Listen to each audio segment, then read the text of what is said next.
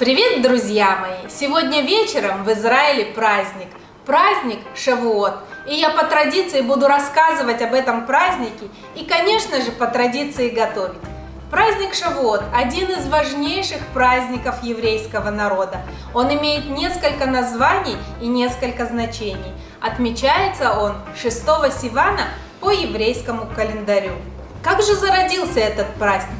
Для ответа на этот вопрос отправимся в этот день 3000 лет назад, в 1312 год до нашей эры. 7 недель сотни тысяч евреев под предводительством Моисея шли по пустыне, прежде чем они стали готовы к знаменитому Синайскому откровению, дарования Торы и 10 заповедей.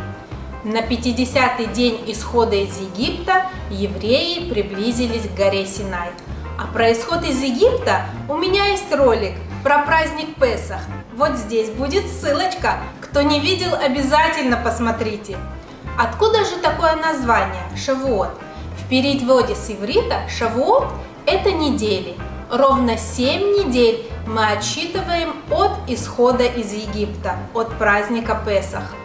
Есть и другое толкование праздника Шавуот. Шавуот в переводе с иврита – это клятвы. Именно в этот день евреи поклялись, что будут исполнять заповеди и слушать Бога. И есть еще одно название этого праздника – праздник Бикурим, праздник первого урожая.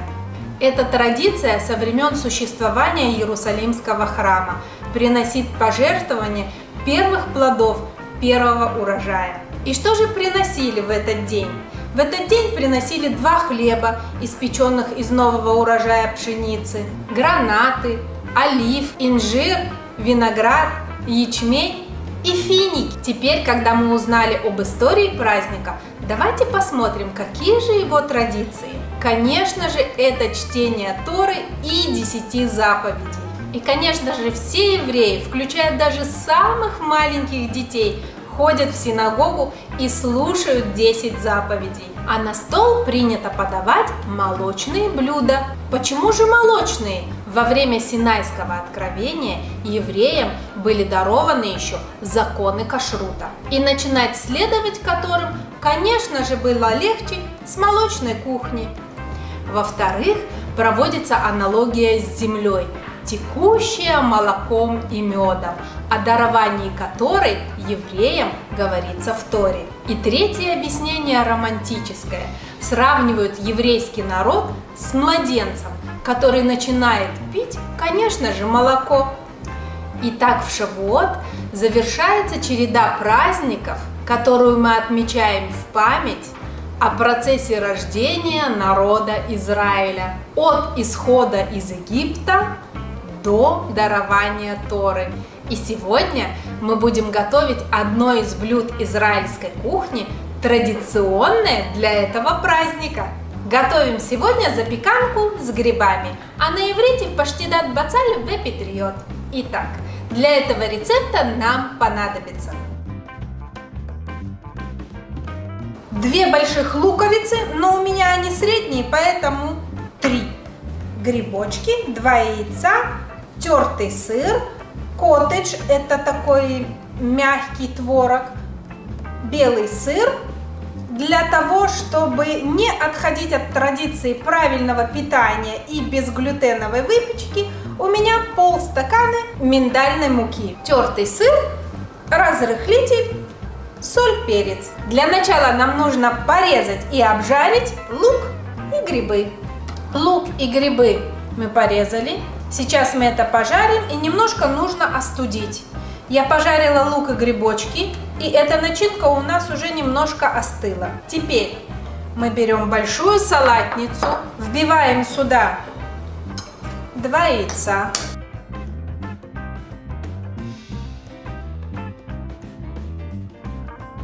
их нужно немного взбить, 1 баночку мягкого творога, 250 грамм, отправляем сюда.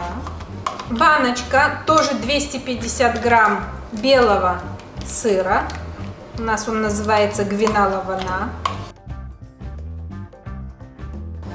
чайная ложка разрыхлителя, полстакана миндальной муки,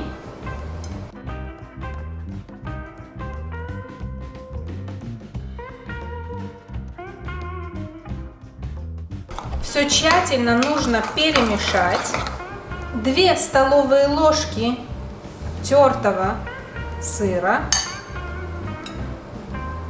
так, с горкой как следует еще добавим, перемешиваем.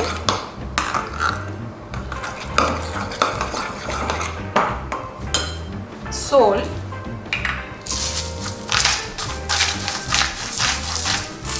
Перец. И отправляем сюда нашу начинку из грибов и лука. Все тщательно перемешиваем.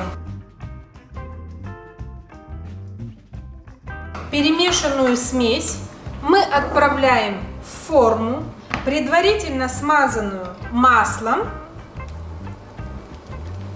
Нашу запеканку мы отправляем в духовку. Духовка разогрета на 180 градусов на 40 минут.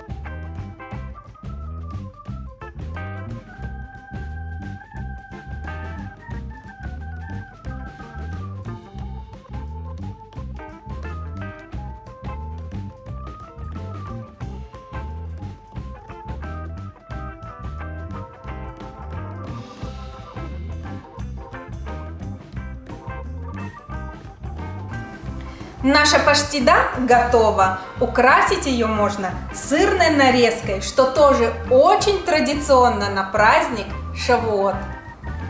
Все, кто зашел на мой канал первый раз, подписывайтесь, жмите на колокольчик, чтобы не пропустить мои новые видео. Всем мирного неба над головой, всем счастливо, всем пока и всех с праздником! Bye!